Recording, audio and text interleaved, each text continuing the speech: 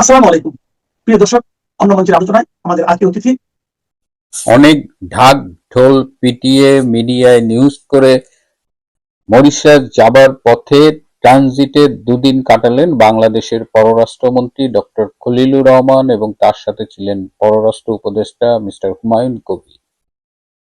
অনেকের সাথেই এই দুদিনে তারা মিটিং করেছেন, বিজেপি নেতৃত্বের সাথে, পররাষ্ট্রমন্ত্রীর সাথে, জাতীয় নিরাপত্তা উপদেষ্টার সাথে, এবং এই নিয়ে বাংলাদেশের মিডিয়ায় প্রচুর খবর প্রকাশিত হয়েছে এবং সবখানেই খুব পজিটিভ নিউজ ছিল। আসলে কি হয়েছিল আজকে সেই বিষয় নিয়েই আপনাদের সাথে আলোচনা করব। শেষ পর্যন্ত সাথে থাকবেন আশা করি।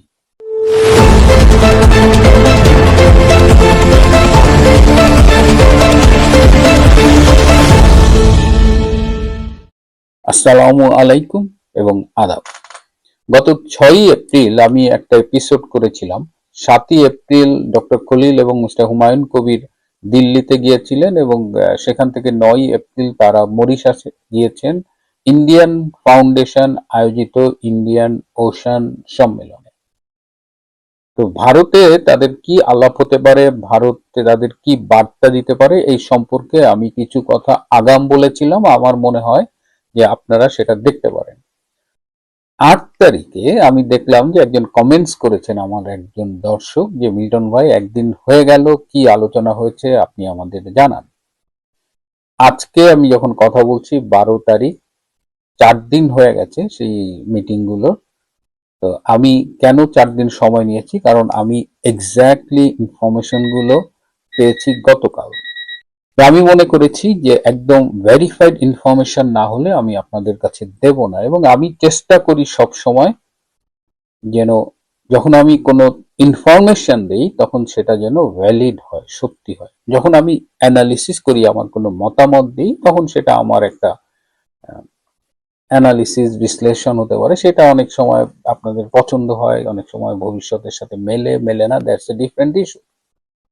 কিন্তু এই গত 3-4 দিন ধরে আমি বাংলাদেশের মিডিয়ায় এবং আমাদের সামাজিক যোগাযোগ মাধ্যমে অনেকের কাছে যেভাবে শুনলাম, এবং গতকাল মধ্যরাতে আমার অস্ট্রেলিয়ান সময় প্রায় রাত 1:30, তখন আমি যখন একদম ফার্স্ট হ্যান্ড ইনফরমেশন গুলো পেলাম, তখন দেখলাম যে এ যাবৎ প্রচারিত তথ্যের অধিকাংশই সত্য না। বাংলাদেশ গিয়েছিল বেসিক্যালি 18টা পয়েন্টস নিয়ে, 18টা দাবি নিয়ে আলোচনা করতে। ভারতের কাছে তারা 18টা বিষয়ে ফেভার চেয়েছে। আর ইন রিটার্ন আপনারা জানেন যে ভারতের সাথে 10টি পয়েন্টে মুচলেখা দিয়ে তারেক রহমান বাংলাদেশে এসেছে এবং নির্বাচনে জয়লাভ করে প্রধানমন্ত্রী হয়েছে। সুতরাং এখানে দুই পক্ষেরই কিছু গিভ অ্যান্ড টেকের বিষয় ছিল। আসুন আমরা একটু দেখে নিই যে বাংলাদেশের পক্ষ থেকে কি কি চাওয়া হয়েছিল। যে 18টি পয়েন্ট বললাম, আমি প্রায় 10টা থেকে 11টা পয়েন্ট পেয়েছি। প্রথমেই বাংলাদেশ জ্বালানি নিরাপত্তা চেয়েছে, তেল চেয়েছে। বিশ্বের বর্তমান সংকটে মন্ত্রীরা যতই বলুক বাংলাদেশে তেলের সংকট নেই, আপনারা দেখতে পাচ্ছেন যে একটা তেলের পাম্পে কি পরিমাণ লাইন পড়েছে। তো সেই জায়গাতে বাংলাদেশ তেল চায়, এবং পাইপলাইন দিয়ে শেখ হাসিনার আমলে নির্মিত বাংলাদেশ ভারতের ভেতরে যে পাইপলাইন, সেই পাইপলাইন দিয়ে ইতিমধ্যেই বাংলাদেশ বেশ কিছু ডিজেল পেয়েছে। বাংলাদেশ চায় যে ভারত রাশিয়ার থেকে তেল কিনে শোধন করে বাংলাদেশের কাছে বিক্রি করুক। বাংলাদেশ বিদ্যুৎ চেয়েছে, বিশেষ করে আদানির যে বিদ্যুৎ কেন্দ্র রয়েছে, এবং সেক্ষেত্রে বিদ্যুতের যে বিল, সেই বিলটা দেওয়ার ব্যাপারে বাংলাদেশ একটু ফেভার চেয়েছে, যে মানে আস্তে আস্তে বাংলাদেশ বিলটা দেবে। 12টা নিত্য প্রয়োজনীয় পণ্যের অব্যাহত সরবরাহ, আনইন্টারাপ্টেড সাপ্লাই চেয়েছে বাংলাদেশ।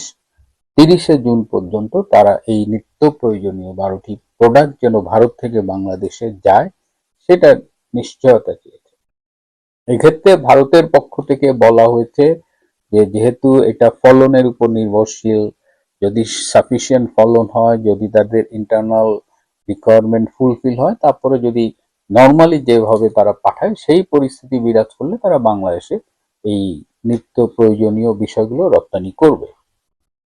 সীমান্তের হাট দুই দেশের সীমান্তে সাপ্তাহিক হাট বসতো এবং ইউনূসের আমলে এই হাটগুলো বন্ধ হয়ে গেছে। তো বাংলাদেশের পক্ষ থেকে এই সীমান্তের হাট চালু করার জন্য ভারতকে অনুরোধ করা হয়েছে। ভারত বলেছে এটি বিবেচনা করে দেখবে এবং এর সাথে কোনো সিকিউরিটি ইস্যু আছে কিনা এটা ভারতের জন্য বড় কনসার্ন। এই যে পুরো আলোচনা হচ্ছে বা ভারতের কথাবার্তায় আমরা কিন্তু একটা জিনিস বুঝি যে বাংলাদেশে তারা সিকিউরিটি কনসার্ন নিয়ে এ কারণেই উদ্বিগ্ন যে বাংলাদেশের থেকে যেন ভারত বিরোধী জঙ্গি তৎপরতা বা বিধ্বংসী কোনো তৎপরতা না চলে, এইটা ভারত ইনশিওর করতে চায়। ভারতের নিজস্ব নিরাপত্তাটা খুব জরুরি এবং তার জন্য বাংলাদেশের ইন্টারনাল সিকিউরিটি পরিস্থিতিটা ঠিক রাখতে হবে। গঙ্গার পানি চুক্তি নিয়ে বাংলাদেশের পক্ষ থেকে বলা হয়েছে এবছরই 30 বছর যে চুক্তিটি করেছিল শেখ হাসিনা সরকার ভারতের সাথে, সেই 30 বছর মেয়াদী গঙ্গার জলের চুক্তিটি শেষ হয়ে যাবে এবছর। সুতরাং সেটি রিনিউ করার ব্যাপারে এর আগে ইউনূসের আমলে কিছু মিটিং হয়েছে, সেই মিটিং গুলো খুব একটা ফলপ্রসূ হয়নি। তো ভারতের পক্ষ থেকে এই গঙ্গার পানি চুক্তি রিনিউ করার ব্যাপারে অনুরোধ করা হয়েছে। ভারত বলেছে যে বর্তমানে যেভাবে ক্লাইমেট চেঞ্জ হচ্ছে, যেভাবে জলের প্রবাহ বিভিন্নভাবে প্রভাবিত হচ্ছে, কখনো কমছে বাড়ছে, ভেরি আনপ্রেডিক্টেড কিছু বিষয় ঘটছে। তো সেই বিষয়গুলো বিবেচনা নিয়ে ভারত সম্ভবত বাংলাদেশের সাথে একটি গঙ্গা পানি চুক্তি করবে, তবে সেটি আগের মতো 30 বছর মেয়াদী হবে না। সর্বোচ্চ যদি চুক্তিটি হয় সেটি 15 বছর মেয়াদী একটি চুক্তি হতে পারে। তিস্তা নদীতে বাঁধ, এটি নিয়েও ভারতের কাছে বাংলাদেশের পক্ষ থেকে অনুরোধ করা হয়েছিল এবং এটি ভারত বলেছে যে এই যৌথ নদী কমিশন আছে এবং যেসব কমিটি আছে তারা আলোচনা করে এই ব্যাপারে একটা সিদ্ধান্তে পৌঁছবে এবং তখন ভারত সরকার এটি দেখবে। ভিসা নিয়ে বাংলাদেশের পক্ষ থেকে একটি কথা বলা হয়েছে, যেমন আপনারা জানেন যে দীর্ঘদিন ধরে বাংলাদেশিদের জন্য ভারত ট্যুরিস্ট ভিসা দিচ্ছে না, মেডিকেল ভিসাটাও খুব কঠিন করে ফেলেছে। শিক্ষার্থীদের জন্য যে লেখাপড়ার জন্য যে এডুকেশন ভিসা সেটিও অনেকটা অনিশ্চিত হয়ে গেছে। তো সেই জায়গায় ভারত বলেছে যে মেডিকেল ভিসা এবং বিজনেস ভিসাটা তারা আগের চাইতে একটু বাড়াবে, কিন্তু এই মুহূর্তে ট্যুরিস্ট ভিসা ওপেন করা ভারতের পক্ষে সম্ভব নয়, কারণ সেই সিকিউরিটি কনসার্ন ভারতকে তার আগে নিশ্চিত হতে হবে যে বাংলাদেশের সিকিউরিটি এনভায়রনমেন্ট ভালো।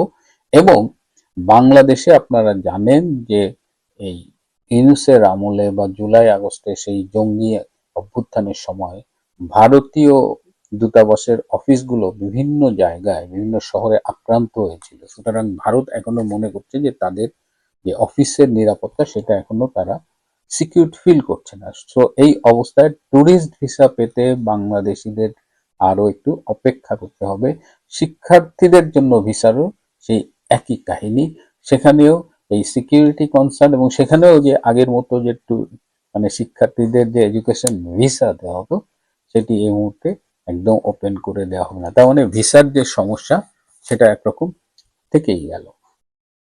বাংলাদেশ থেকে যে 10 দফা চুক্তিতে মুচলেকা দিয়ে তারেক রহমান ভারতের সাথে একটা আন্ডারস্ট্যান্ডিং করে বাংলাদেশে ফিরেছিলেন এবং প্রধানমন্ত্রী হয়েছে নির্বাচনের মধ্য দিয়ে, সেইখানে সেই 10 দফার আপডেট জিজ্ঞেস করা হয়েছিল ভারতের পক্ষ থেকে এবং দেখা গেছে যে 1.5 দফা মেনেছে। কথা ছিল যে 3 মাসের মধ্যে এই 10 দফা তারা মেনে নেবে কিংবা 10 দফায় পর্যাপ্ত অগ্রগতি থাকবে, কিন্তু সেখানে দেখা গেছে যে সেনাবাহিনীর উচ্চ পদে কতিপয় পদে রদবদল এবং তুরস্কের একটি দলকে বাংলাদেশ থেকে ফিরিয়ে দেওয়া, এরকম ছোটখাটো কিছু দাবি মেনে নেওয়া হয়েছে, কিন্তু অধিকাংশ দাবি কিন্তু এখন পর্যন্ত মেনে নেওয়া হয়নি। সীমান্তে জঙ্গিদের তৎপরতা আস্তানা, আপনাদের মনে আছে আমি অনেক আগে বলেছিলাম ভারতের পক্ষ থেকে একদম স্যাটেলাইট পিকচার দিয়ে বলা হয়েছিল কোথায় জঙ্গিরা আস্তানা গেড়েছে।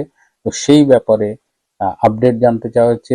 জেল পলাতক জঙ্গিরা যারা 24 সালের জুলাই আগস্টে জেল ভেঙে পালিয়ে গিয়েছিল, জেল থেকে মুক্তি পেয়েছিল, নানান কাজে তারা এখন মিশে গেছে এবং তারা বাংলাদেশে থেকে তাদের জঙ্গি তৎপরতা আবার শুরু করেছে, তাদের গ্রেপ্তার করার ব্যাপারে ভারতের পক্ষ থেকে জানতে চাওয়া হয়েছে এবং বাংলাদেশের কাছে ডক্টর খলিলের কাছে তেমন কোনো ইনফরমেশন ছিল না।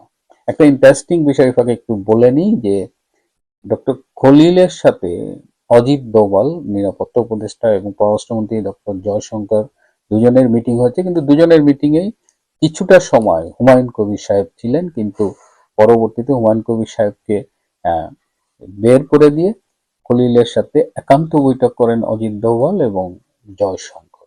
অর্থাৎ হুমায়ুন কবিরকে আসলে মূল আলোচনার সময়গুলোতে রাখা হয়নি। আরো ইন্টারেস্টিং বিষয় হলো সমুদ্র নিরাপত্তা নিয়ে আলোচনা হয়েছে। তো সেটা তো এই যে মরিশাসে যে যাচ্ছে ইন্ডিয়ান ফাউন্ডেশন কর্তৃক আয়োজিত যে ইন্ডিয়ান ওশান কনফারেন্স হচ্ছে, যেখানে বাংলাদেশ যাচ্ছে, এই ইন্ডিয়ান ফাউন্ডেশনটা কিন্তু বিজেপির এক্স জেনারেল সেক্রেটারি রাম মাধবে, তিনি এই অর্গানাইজেশনের প্রেসিডেন্ট, এবং এটা একটা থিঙ্ক ট্যাঙ্ক লাইক অর্গানাইজেশন। তারা সিকিউরিটি অ্যানালিসিস করে এবং খুব প্রভাবশালী একটা অর্গানাইজেশন। তো এই সমুদ্রজনিত নিরাপত্তা, মেরিটাইম সিকিউরিটি, গভর্নেন্স, এগুলো আসলে এই মরিশাসেই আলোচনা হবে, এবং এই যে কনফারেন্সটা হবে এর ফাঁকে ফাঁকে ডক্টর খলিল এবং ডক্টর জয়শঙ্করের মাঝে মধ্যে কথা হবে বলে ধারণা করা হচ্ছে। সবচেয়ে ইন্টারেস্টিং বিষয় হলো যেটি আমাদের মিডিয়ায়, আমাদের সামাজিক যোগাযোগ মাধ্যমে বলেছে, যে বাংলাদেশের পক্ষ থেকে শেখ হাসিনাকে এবং সাবেক স্বরাষ্ট্রমন্ত্রী মিস্টার কামালকে ফেরত চাওয়া হয়েছে। সম্পূর্ণ ভুয়া তথ্য।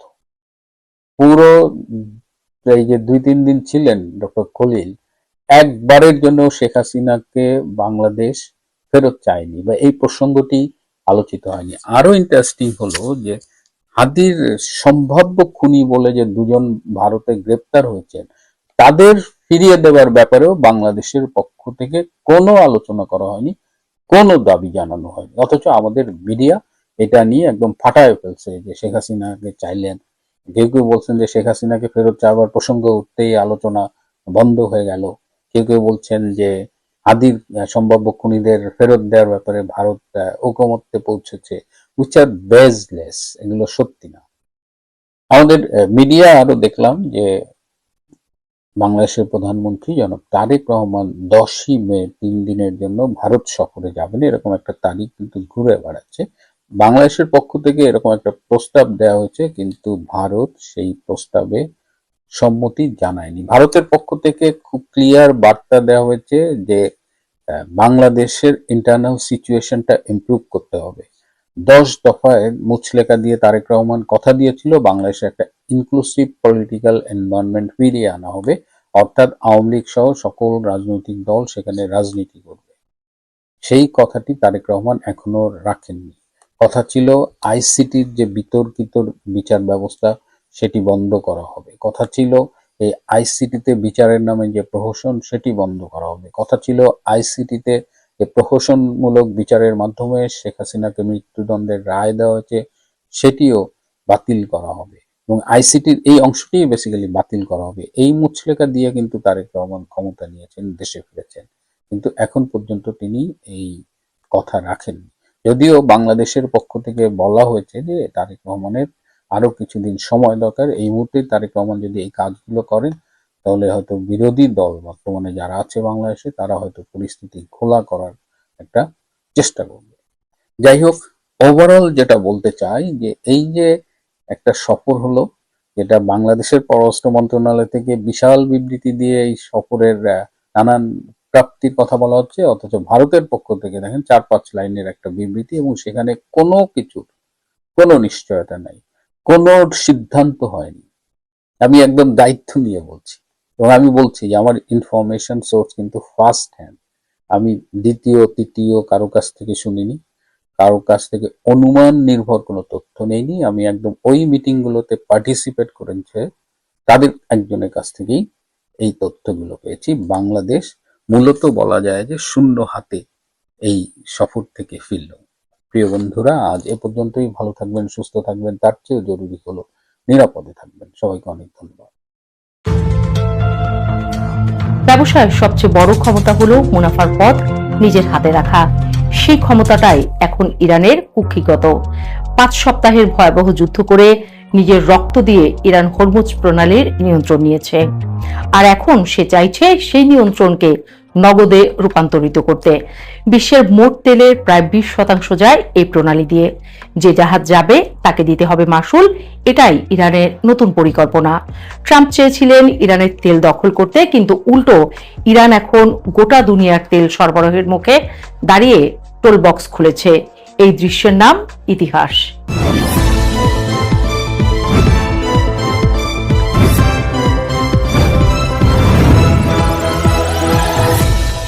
মিডল ইস্ট আইয়ের বিশেষ অনুসন্ধানী প্রতিবেদন ঘেঁটে দেখা যাচ্ছে ইরানের এই মাসুল পরিকল্পনা কোনো আচমকা সিদ্ধান্ত নয়, এটা সুচিন্তিত কৌশল।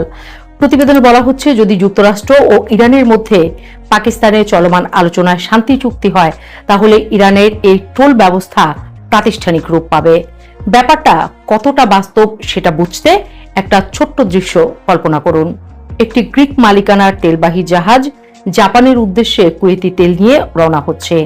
জাহাজের ক্যাপ্টেন আগেই ভিএইচএফ রেডিওতে একটি ছাড়পত্রের কোড পেয়েছেন, আর আগের দিনই জাহাজ কোম্পানি ওমানের একটি ব্যাংকের মাধ্যমে ইরান সরকারকে লক্ষ লক্ষ ডলার পাঠিয়ে দিয়েছে। এটা কল্পনা নয়, এটা এখন ঘটছে বিচ্ছিন্নভাবে। শান্তি চুক্তি হলে এটাই হবে প্রতিদিনকার নিয়ম। কিন্তু আন্তর্জাতিক আইনে এটা কি বৈধ? সমুদ্র আইনের বিশেষজ্ঞরা বলছেন পুরোপুরি অবৈধ নয়, আবার সরাসরি বৈধ নয়। একটা ধূসর এলাকা আছে। অস্ট্রেলিয়ান ন্যাশনাল ইউনিভার্সিটির সমুদ্র আইন বিশেষজ্ঞ ডোনাল্ড রথওয়েল বলেছেন, বিষয়টাকে টোল না বলে সেবার বিনিময়ে ফি বলাটাই হবে ইরানের সবচেয়ে চালাক পদক্ষেপ।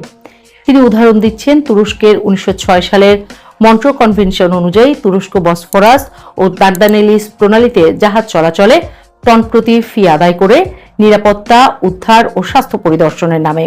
ইরানও ঠিক এই ফাঁকাটাই কাজে লাগাতে পারে, বলবে আমরা জাহাজ পার করাচ্ছি, এটা সেবা, এর জন্য ফি নেওয়া স্বাভাবিক।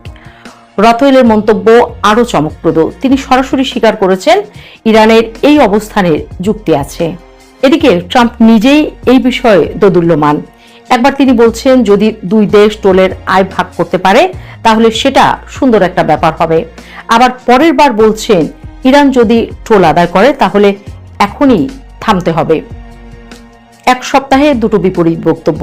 এটাই বলে দিচ্ছে ট্রাম্প নিজেও জানেন না এই প্রণালীর উপর তার হাত কতটুকু আছে। যুদ্ধে যা পারেননি, কথার জোরেও তা পারছেন না। তাহলে এই মাসুল দেবে কারা আর কিভাবে? মিডল ইস্ট আইয়ের প্রতিবেদনে বলা হচ্ছে, যুদ্ধ শুরুর আগে প্রতিদিন প্রায় 130টি জাহাজ এই প্রণালী পার হতো। গত 8 ও 9 এপ্রিল মাত্র 14টি জাহাজ পারাপার করেছে এবং তার প্রায় 2/3 নিষেধাজ্ঞা তালিকাভুক্ত বা ছায়াবহরের জাহাজ। এই কমের মধ্যে একটা রাশিয়ান সুপার ট্যাঙ্কার গেছে পাকিস্তানি, ভারতীয়, চীনা জাহাজও। গ্রিক জাহাজ মালিক জর্জ প্রোকোপিউর মালিকানাধীন জানাকম কোম্পানির বেশ কিছু ট্যাঙ্কার এই পথে গেছে এবং জানা গেছে যে তারা চীনা ইউয়ানে ইরানকে ট্রানজিট ফি পরিশোধ করেছে। মানে কাগজে কলমে যখন প্রণালী বন্ধ, তখনও চুপিসারে টাকা দিয়ে পার হচ্ছে জাহাজ। আইনের বাইরে একটা বাজার ইতিমধ্যে তৈরি হয়ে গেছে। কিন্তু এই মাসুল কত হবে? ইরানি কর্মকর্তারা বিভিন্ন সংবাদ মাধ্যমকে জানিয়েছেন, প্রতিটি জাহাজ থেকে $20 লক্ষ বা প্রতি ব্যারেল তেলের বিপরীতে $1 করে নিতে চান তারা। শুনতে বিশাল মনে হলেও বাস্তবে কিন্তু সংখ্যাটা একদম সহজ করার মতো, কারণ যুদ্ধের কারণে শিপিং রেট এখন আকাশ ছোঁয়া। ডেভেনপোর্ট এনার্জি পোর্টফোলিও ম্যানেজার টবি কপসন বলছেন, তেলের দামের এই ঊর্ধ্বগতিতে ইরানের চাহিদা মতো ফি দিয়েও মালিকরা লাভজনক থাকবেন এবং এই পরিস্থিতিতে ফি না দেওয়াটাই হবে বোকামি। ব্যবসায়ীরা সবসময় ঝুঁকির চেয়ে মুনাফাকে বেশি ভালোবাসে, আর এই মুহূর্তে মুনাফার পাল্লাটা ভারী। তাহলে পেমেন্ট হবে কোন মুদ্রায়? এখানে আসল লড়াইটা। ইরানের তেল ও পেট্রোকেমিক্যাল রপ্তানিকারকদের সংগঠনের প্রধান ফাইন্যান্সিয়াল টাইমসকে জানিয়েছেন, তেহরান চায় ক্রিপ্টোকারেন্সিতে পেমেন্ট। চীনা ইউয়ানও বিকল্প হিসেবে আলোচনায় আছে। কপসন ব্যাখ্যা করেছেন, ইউয়ানে পেমেন্ট হলে চীন সেটাকে সোনায় বা ডলারে রূপান্তর করে দেবে। মানে ডলার ব্যবস্থাকে বাইপাস করার একটা পথ তৈরি হবে। আর এই ডিডলারাইজেশনের হাওয়াটা এখন যে মার্কিন ঘাড়ের উপর দিয়ে বইছে, সেটা ওয়াশিংটনের জন্য একটা আলাদা দুঃস্বপ্ন। আরব প্রতিবেশীরাও এই পরিস্থিতিতে কোণঠাসা। সংযুক্ত আরব আমিরাতের প্রেসিডেন্ট, কূটনৈতিক উপদেষ্টা আনোয়ার গাশার এই সপ্তাহে বলেছেন, এই যুদ্ধের পর আমিরাতকে তার জোট সম্পর্কে নতুন করে ভাবতে হবে। আবুধাবির রাষ্ট্রীয় তেল কোম্পানির প্রধান সুলতান আল জাবের বলছেন, প্রণালী এখনো বন্ধ, ইরান জোট জবরদস্তি করছে। কিন্তু এই বলার মধ্যে শক্তি কতটুকু? মার্কিন সামরিক সুরক্ষা এখন প্রশ্নবিদ্ধ, আর ইরানের ঘরের পাশে দাঁড়িয়ে। সমুদ্র আইনের অধ্যাপক জেসন চুয়া বলেছেন, বড় তেল কোম্পানি ও উপসাগরীয় রাষ্ট্রগুলো শেষ পর্যন্ত এই ফি মেনে নেবে, কিন্তু এটা একটা ভয়ঙ্কর নজির স্থাপন করবে। কিন্তু আসল প্রশ্ন হলো, এই মাসুল আদায়ের ব্যবস্থাটা কি এখনো গোছানো? ব্রিটিশ সামরিক নিরাপত্তা প্রতিষ্ঠান অ্যামরের প্রধান বাণিজ্যিক কর্মকর্তা জোশুয়া হাচিনসন সরাসরি বলেছেন, ইরানের বিপ্লবী গার্ড বাহিনী ও সরকারের মধ্যে এখনো সমন্বয় নেই এবং তেহরান এখন পর্যন্ত একটি পরিষ্কার ও সম্প্রসারণযোগ্য পেমেন্ট পদ্ধতি জানাতে পারেনি। মানে কাঠামোটা এখনো কাঁচা, কিন্তু যখনই সেটা পাকাপোক্ত হবে তখন গোটা বিশ্বের জ্বালানি বাজারের চেহারাই বদলে যাবে। হাচিনসনের বিশ্বাস, ট্রাম্প যদি ইরানের উপর নিষেধাজ্ঞা তুলে নেন তাহলে গেম অন, খেলা শুরু হয়ে যাবে। শেষ পর্যন্ত হরমুজের গল্পটা তাই কেবল একটা প্রণালীর গল্প নয়, এটা সমতার পুনর্বিন্যাসের গল্প। যে দেশকে দশকের পর দশক নিষেধাজ্ঞায় শ্বাসরুদ্ধ করে রাখা হয়েছে, সে আজ বিশ্বের জ্বালানি মহাসড়কের মুখে দাঁড়িয়ে হাত বাড়িয়েছে। তেল চাই, ফি দাও। ট্রাম্প হুমকি দিচ্ছেন, কিন্তু জাহাজ মালিকরা ক্যালকুলেটর কষছেন, আর সেই ক্যালকুলেটরের হিসাবে ইরানকে ফি দেওয়াটাই লাভজনক। এই যে নীরব অর্থনৈতিক বিজয়, এটা কোনো ক্ষেপণাস্ত্রে হয়নি, হয়েছে হরমুজের নীল জলে। ইতিহাস হয়তো বলবে 21 শতকের সবচেয়ে দামি সমুদ্রপথের চাবিকাঠি চলে গিয়েছিল তেহরানের হাতে, আর সারা দুনিয়া চেয়ে চেয়ে দেখেছিল।